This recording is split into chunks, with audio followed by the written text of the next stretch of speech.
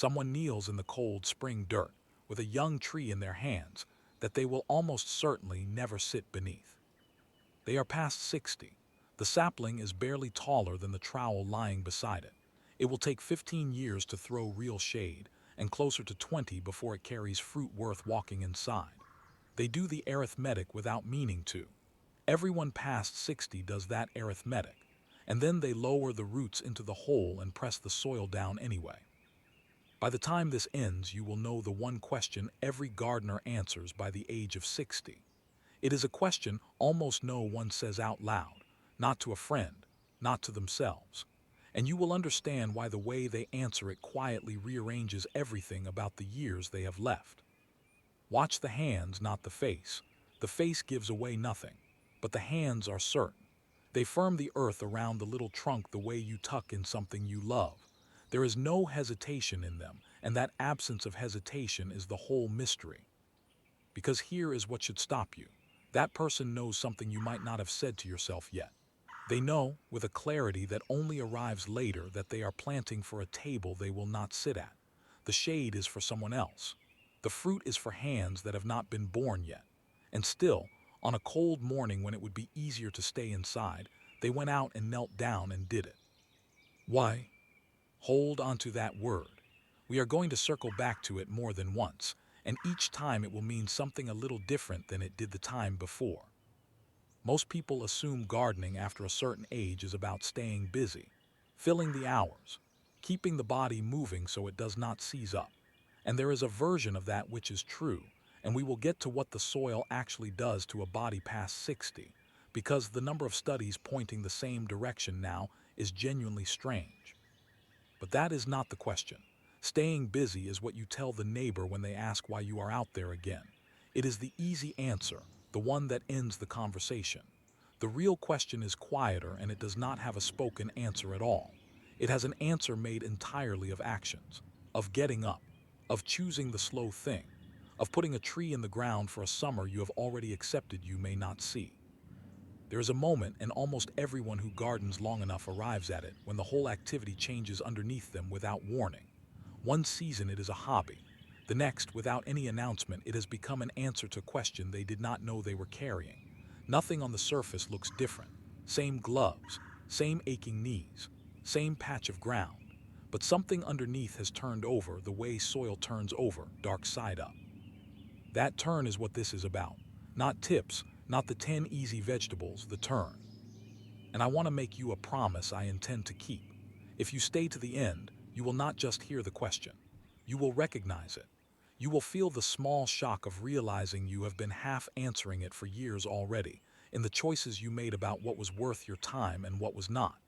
And you may find, as a lot of people do, that you want to answer it more deliberately from here. So keep watching the hands in the cold dirt.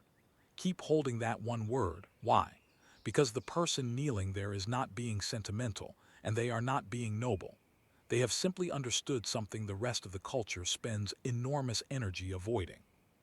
They have understood exactly how much time they have. And instead of it closing them down, it opens something. There is usually one particular morning, not a birthday, not a diagnosis, although sometimes it follows a few weeks behind one. Just an ordinary morning that turns out, only in hindsight, to have not been ordinary at all. You are out early. The grass is still wet enough to darken the toes of your shoes. You came out to do something small, deadhead the roses, check whether the beans have finally decided to climb. And you stop. You are not sure why you stop. You are just standing there holding a pair of clippers, looking at a bed you have looked at 1,000 times, and something in your chest goes quiet in a way it has not gone quiet in years. That is the morning. Most people never tell anyone about it because there is nothing to tell. Nothing happened. A person stood in a garden and felt time move through them like weather. Try describing that at dinner. But inside, something rearranged. Let me try to name it, because naming it is the whole point. For most of your life, the garden was in front of you. It was a project. Next year the hedge will be taller. In 3 years the wisteria will finally cover the arch. You planted toward a future you fully expected to walk into, and the garden was a promise the future made to you. Then one morning, without deciding to, you feel the direction reverse. The garden is no longer only in front of you. Some of it is behind you now. There are trees in it you planted that are taller than you ever thought you would see, and there is a plain arithmetic sitting underneath every new thing you might plant. The same arithmetic from the very first minute of this, the 15 years, the 20. And for the first time, planting toward the future means planting toward a future that might not include you. Here is the strange part, and it is the hinge everything else turns on. That realization does not make people stop planting. You would think it would. You would think a person who suddenly feels the shortness of their own time would pour that time only into things they can finish, harvests they will taste, blooms they will see, quick returns, radishes, not oaks. And some do. But the ones this is about, the ones worth understanding, do the opposite. They start planting slower things, bigger things, trees. They start right at the moment the arithmetic turns against them, giving their remaining seasons to things whose whole payoff lands after they are gone. Why would anyone do that? It makes no sense by the logic we are handed everywhere else, the logic of return on investment, of getting yours while you still can, of the years left being a shrinking account you should spend on yourself. Hold that contradiction, because it is the door. A person becomes more aware of their own ending, and instead of shrinking their horizon down to what they can personally collect, they extend it past their own life entirely. They plant for strangers. They plant for a version of the yard they will never stand in. That is not the behavior of someone giving up. That is the behavior of someone who has just, on that quiet morning with the wet grass and the clippers, been handed the actual question. Not asked it, handed it. The way you are handed something heavy and your body adjusts before your mind catches up. We are almost to the question itself, but I want you to feel where it comes from first, because if you only hear the words of it, it will sound like a saying on a wall. It is not a saying. It arrives in the body on a specific morning in a garden that has quietly gotten older along with you. And once it arrives, you cannot put it down. So here it is, the question. What is worth doing that I will not be here to finish? Read it again slowly, because it is easy to skate over. Not what do I still want to get done. Not what is left on the list before the time runs out. Those are the loud questions, the bucket list questions, and they are all about you collecting the last of what is yours. This is the opposite of those. What is worth doing that I will not be here to finish? Almost no one says it out loud. Say it at a dinner table and watch the air change. It sounds morbid. It sounds like giving up. People will rush to reassure you, oh, do not talk like that, you have years left. Which is exactly why it stays unspoken. The culture we live in treats the end of a life as something to deny right up until the last possible second, and a question that begins by calmly accepting that end sounds almost rude. But a gardener does not have to say it. A gardener answers it with a tree. Go back to that person kneeling in the cold dirt in the first minute of this. Watch again. They are not thinking the words, what is worth doing that I will not finish. They would probably laugh if you said it to them. They are thinking about whether the drainage is good enough in that corner and whether the deer will get at the bark over winter. But the tree in their hands is the answer, whole and complete, and their body knows it even if their mouth never will. Here is a number that stopped me. Ask people in their 30s what they are planting, and most name things that fruit inside a year. Ask people past 60 who have given the same garden their whole lives, and the proportion planting slow, long, outlast me things goes up, not down. It climbs at exactly the age when, by every selfish measure, it should collapse. The closer people get to their own horizon, the more of them plant past it. That is not nothing. That is a pattern hiding in plain sight in ordinary backyards, and it points at something about being human that the rest of our economy would rather you not notice. Now, I promised you this question would mean something different each time we came back to it, and here is the first turn. At first it sounds like a question about death. It is not. It only borrows death for its setup. It is actually a question about worth. It takes the one fact we spend the most energy avoiding, that we run out of time, and it uses that fact as a blade to cut everything that does not matter away from everything that does. You cannot answer what is worth doing that I will not finish while still pretending you have forever. The moment you accept the ending is the moment the question becomes usable. That is the trick of it. The acceptance is not the sad part. The acceptance is the tool. And once you hold that tool, it does not stay in the garden. You start applying it to other things without meaning to. The argument you were going to keep having with someone you love, is that worth the time? The grudge you have been carrying, the thing you keep postponing that you were somehow saving yourself for, the person you keep meaning to call. The blade is the same blade. What is worth doing, given that I will not be here forever to do it? The garden is just where it gets its first, clearest test, because in a garden the stakes are honest. A tree either goes in the ground or it does not. There is no pretending, no someday. Either you knelt in the cold and planted the thing you will not sit under, or you stayed inside where it was warm. But before we watch what happens to a person who keeps saying yes to that, there is something you need to see about time itself. And the clearest place to see it is the difference between two things you can plan on the very same morning. One of them answers the question. The other only pretends to. Plant a radish and an oak on the same morning, and you have planted two completely different relationships with time. The radish is honest about being fast. Push the seed in with your thumb, and in about 4 weeks you are pulling something red and round out of the ground and eating it. 4 weeks. You will be there. You planted it, you tended it, you harvested it, you tasted it. The whole story fits inside a single season, and inside you. The radish is a loop that closes on you. The oak does not pretend. You put an acorn in the ground or a sapling as tall as your knee, and it does not close on you at all. It opens away from you. The first year it barely moves. The 10th year it is finally taller than you are. The year it becomes the tree in somebody's memory, the one the children climb, the one that shades the whole corner of the yard on an August afternoon. You are not in the picture. You are the first chapter of a story whose ending you handed to people you will never meet. Now here is what almost no one notices. A young gardener and an older gardener can kneel in the same dirt, plant the same two things, and be doing something spiritually opposite. When you are 30, the radish is the point and the oak is a nice extra. You plant fast things because you are living inside fast time. Next season, next move, next place you will live. The oak, if you plant one at all, is almost abstract.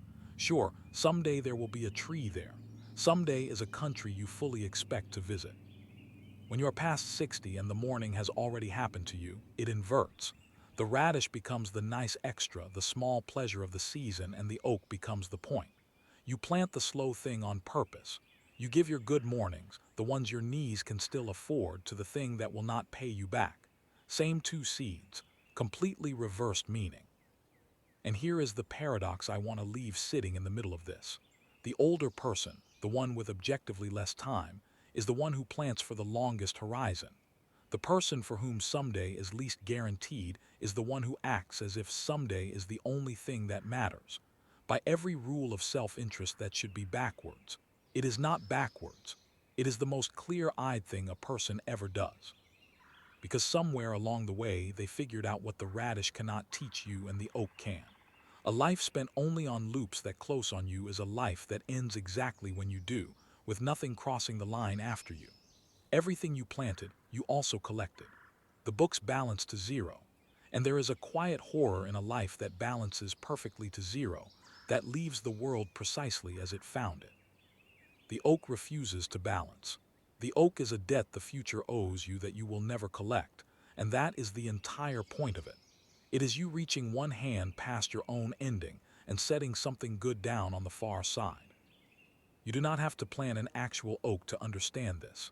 Maybe for you it is a stone wall built to outlast you, or a recipe finally written down, or a person you taught something to who will teach it to someone else after you are gone. The oak is a shape, not a species. It is anything you make whose payoff lands on a shore you will not walk on. And the moment you start choosing oaks on purpose, something happens to you that people struggle to describe, and that the science has only recently started to catch up to. Because it turns out, this is not only good for the world you leave behind. It does something measurable to the body and the mind of the person doing it, right now, this season. That is where we go next, into what the soil actually does to a person who keeps kneeling down in it. Push your bare hands into damp soil, and you are not touching dirt. You are touching the most crowded thing on the planet. A single handful of living garden soil holds more microorganisms than there are people who have ever lived on Earth. Billions of them in the space of one palm. And for a long time, we treated all of that as something to wash off. Then researchers started looking at one of those organisms in particular, a common soil bacterium, and found something that stops you. When it enters the body, through a small cut, through breathing in the dust of turned earth, through the simple contact of skin and ground, it appears to nudge the brain into making more serotonin. The same molecule that most antidepressants spend enormous effort trying to make more available. There is a chemical in the ground under your feet that behaves, inside the body, a little like a mild mood lifter. People who spend their mornings with their hands in the soil have been, without knowing it, taking a small dose of the outdoors their whole lives.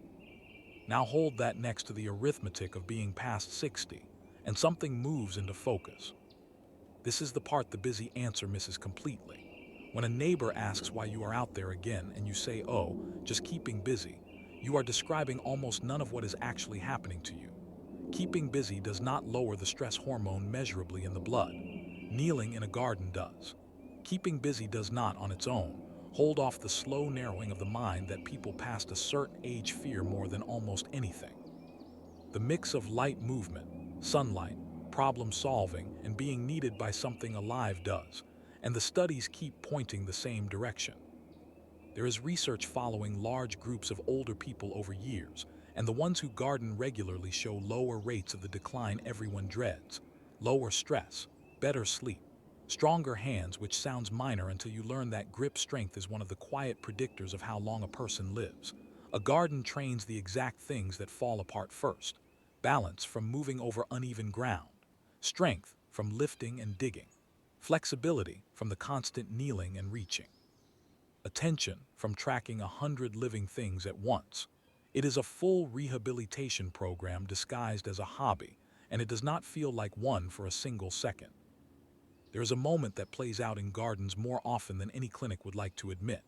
Someone comes home after a scare, a bad number on a chart, a warning from a serious voice in a white room, and they are told to rest, to take it easy, to be careful. And instead of sitting down, they go out to the beds, not to defy the advice, because the beds are the one place the fear cannot follow them into. You cannot turn a worry over and over in your head and transplant seedlings at the same time. The hands need too much of the mind.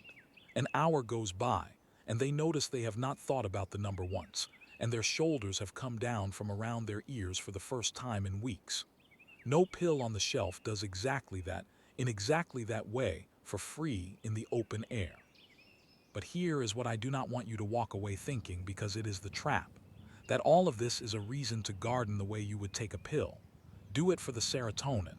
Do it for the grip strength. Optimize your remaining decades. If that were the whole story, it would still be a loop that closes on you. Health you collect. Yours. The people who get the most out of it are almost never doing it for that. The health is real, and it arrives, but it arrives as a side effect of something they are doing for a completely different reason. They are not out there to lower their cortisol. They are out there because a living thing needs water, and they are the one who said they would give it. The body heals as a byproduct of being needed, of showing up for something outside itself, of the oak instead of the radish. And that turns out to be the deeper finding hiding under all the studies. It is not only the soil bacterium, or the sunlight, or the movement, real as those are. It is that the garden gives an aging person the one thing our world stops offering people the moment they stop producing. It gives them something that depends on them, something that will notice if they do not come, a reason that walks out to meet them in the morning. You cannot buy that. You can only plant it. And to understand why it reaches so deep, why being needed by a growing thing touches a place nothing else touches, we have to go back to where your relationship with the ground actually began. Long before 60, long before you could have said any of this in words. There is a good chance that the first garden you remember was not yours. It belonged to someone older, a grandmother, an aunt, a neighbor 2 doors down whose yard you were sent to on an errand and stayed in longer than you needed to. You were small. The rows were taller than you were, and someone with lined hands and endless patience showed you how to press a seed in up to the first knuckle, how deep, how far apart, and then covered it over and told you to wait. You did not understand waiting yet. That was the whole lesson, though no one called it a lesson. You checked the next morning, nothing. You checked the morning after, nothing. And then one day there was a pale green loop pushing up through the crust of the soil, and something happened in you that you have possibly never fully lost. You had done nothing but wait, and the earth had answered. Here is what I want you to notice about that memory, because most people file it under nostalgia and leave it there. It is not only nostalgia, it is instruction that went into the body before the mind could argue with it. Your hands learned the shape of that motion, thumb into soil, seed, cover, before you had the words for patience or faith or care. And the body does not forget things it learned that early. It stores them below language. In the same place it keeps how to ride a bicycle and the sound of one specific screen door. Which is why when a person picks gardening back up decades later, so many of them describe the same uncanny thing. My hands knew what to do. I had not done it in 40 years and my hands knew. They are not imagining it. That knowledge was never in their head to forget. It was in the hands the whole time, waiting, the way the seed waits. And this is where the question we have been circling reaches all the way back and closes a loop you did not know was open. That older person who taught you all those years ago. They were past 60 then or close to it. They were kneeling in the dirt showing a child a thing whose real harvest would not arrive for half a century, when that child, now grown and gray, would kneel in their own dirt and feel the motion come back. You were the oak they planted. You are right now, the shade they never sat in. They answered the question with their hands, and their hands were teaching yours, and neither of you said a single word about time. Sit with the size of that for a second. The instinct you feel now, the pull to teach it forward, to show a small pair of hands how deep to press the seed, is not a new feeling you developed. It is the same feeling being handed down the line one more time. You are a link that got warm and did not know why. You are answering with your body a question that was answered into you before you could speak. That is why being needed by a growing thing reaches so deep. It is not a new need. It is the oldest one, the one that was planted in you in someone else's garden, dormant all these years, and the soil is simply the thing that finally waters it back to life. Most people never trace it back this far. They feel the pull to garden as they get older and they call it getting old, taking up the old person hobby, slowing down. It is the opposite of slowing down. It is a very old signal finally reaching its destination. The hands remembering what they were taught, the link warming up so it can pass the warmth on. And once you see it as a signal rather than a symptom, everything changes about how you answer it. You stop apologizing for the time you spend out there. You start to understand that you are standing in a line much longer than you, holding a place in it, and that there is one thing this line has always quietly asked of everyone in it: to leave something growing for the next pair of hands. Somewhere near where you live there is a tree older than anyone who currently sees it. Maybe it is an apple tree at the corner of an old property, gnarled and half wild, still throwing down fruit every autumn that mostly rots in the grass because no one gathers it anymore. Maybe it is a row of walnuts along a road, planted so evenly that you know a person did it on purpose, a person whose name is on no sign and in no record. Maybe it is the oak the whole town knows, the one people give directions by. Turn left at the big tree. Every one of them was planted by someone who knew they would never see it like this. That is not a poetic way of speaking. It is simply true.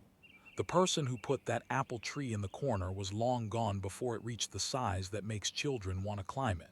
They planted a stick. They imagined this. And then they died, and the tree kept the appointment they had made with a future they trusted enough to plant for. Here is a fact that rearranged how I walk through the world.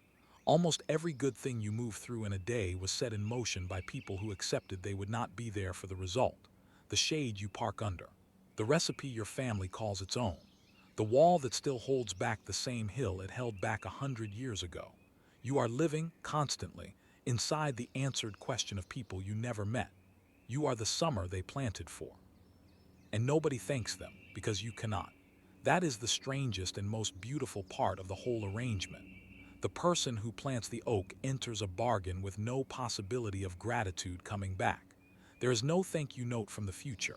There is no moment where the children under the tree turn and acknowledge the one who planted it. The reward is structurally impossible to collect.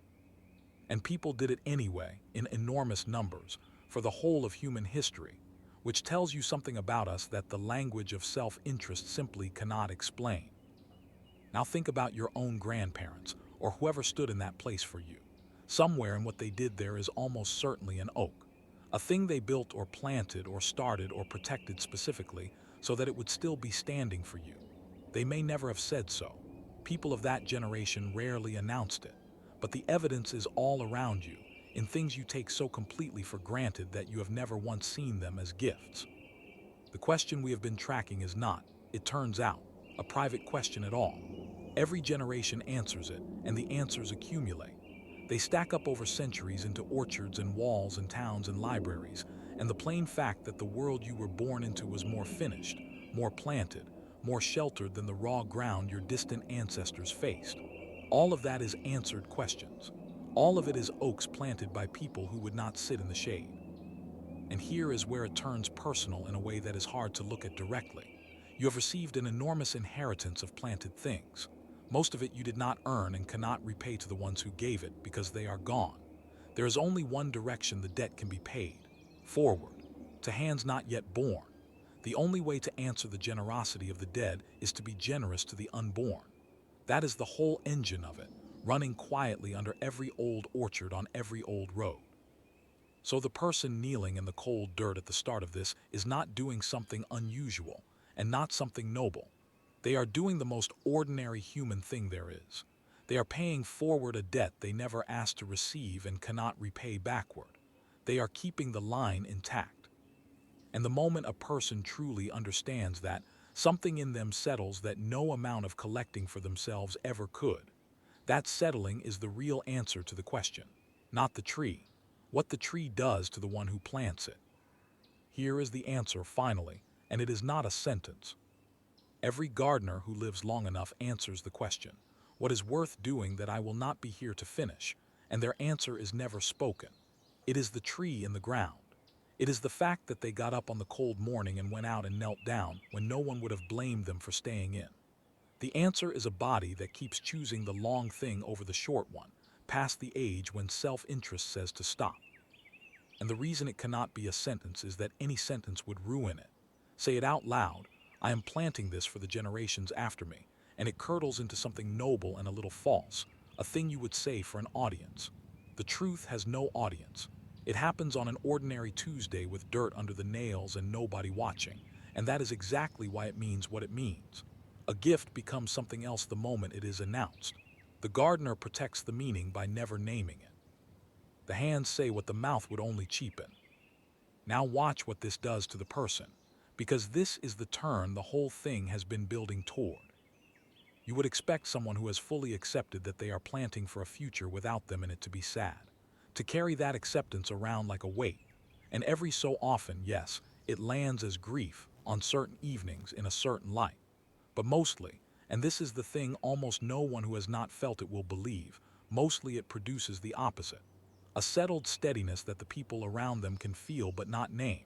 You have met someone like this. Someone past a certain age who seems, against all logic, less afraid than the young people around them, calmer about the very thing everyone else is frantically avoiding.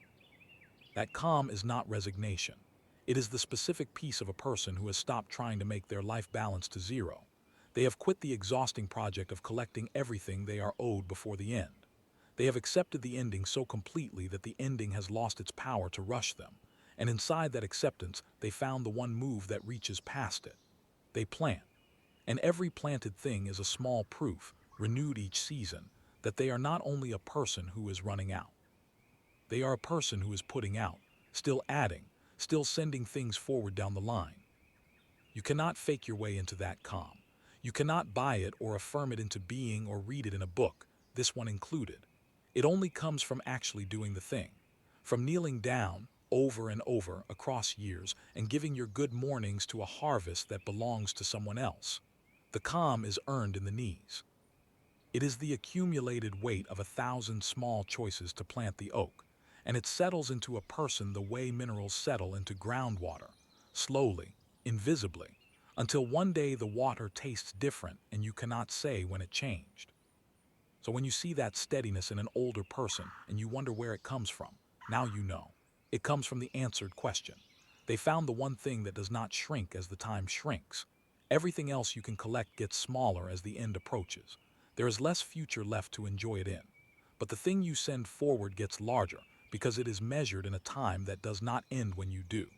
They shifted their whole weight onto the one thing that grows as everything else contracts. And here is what I most want you to hear, because you may be closer to this than you think. You do not have to be past 60 to start answering. The question is always available. The blade always cuts. The only thing that changes with age is how honest you can no longer avoid being about the fact that the time is real. So the real question left is not theirs. It is yours. What would you plant if you truly accepted you would not be here to sit under it? You begin small, and you begin with something that will outlast the season. Not a whole orchard, not a grand plan that assumes 20 more good years, because the plan is not the point and might even be the enemy.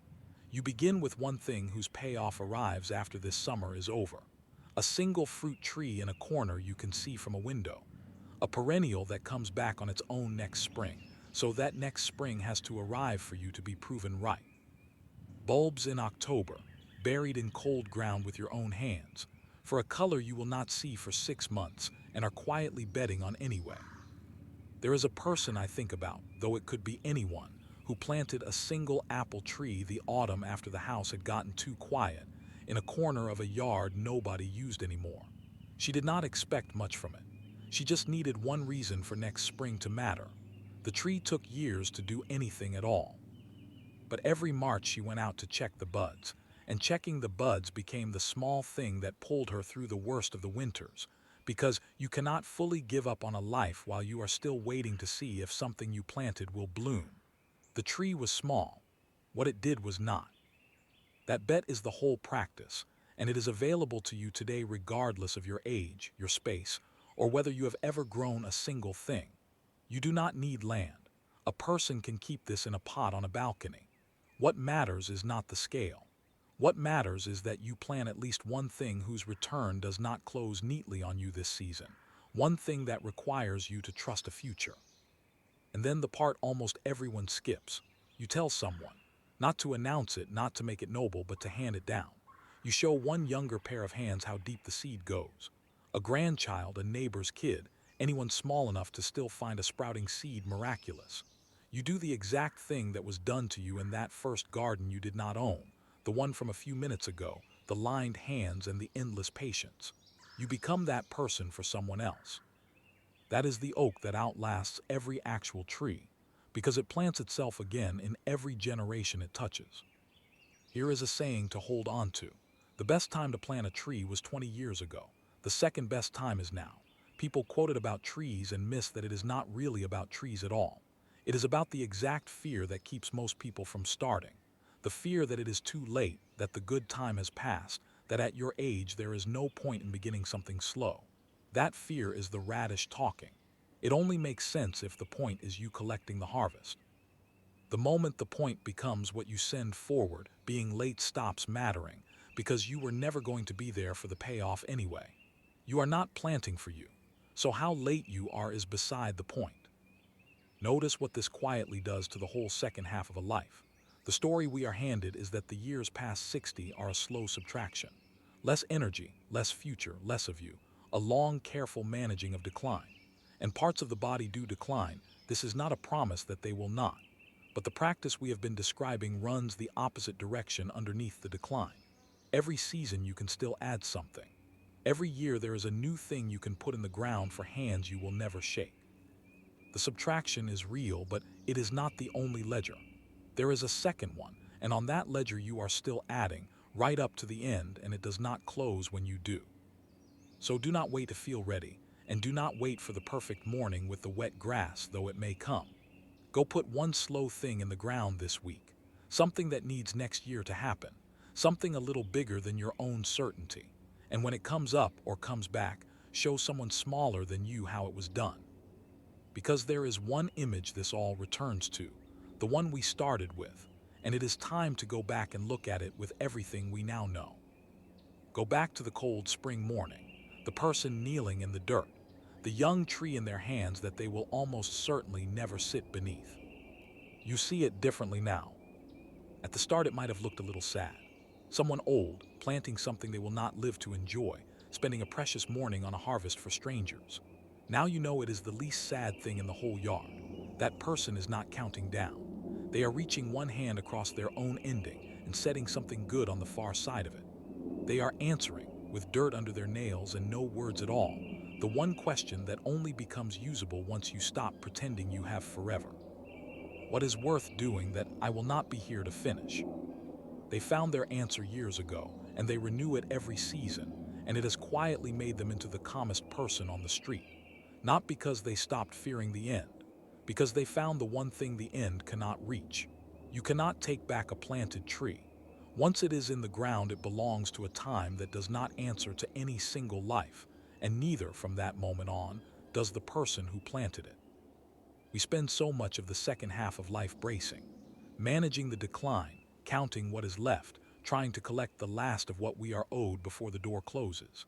And a certain kind of person, usually someone who has spent years with their hands in the soil, quietly worked out that the bracing is the trap, that the way through the fear of running out is not to grab more of what closes on you.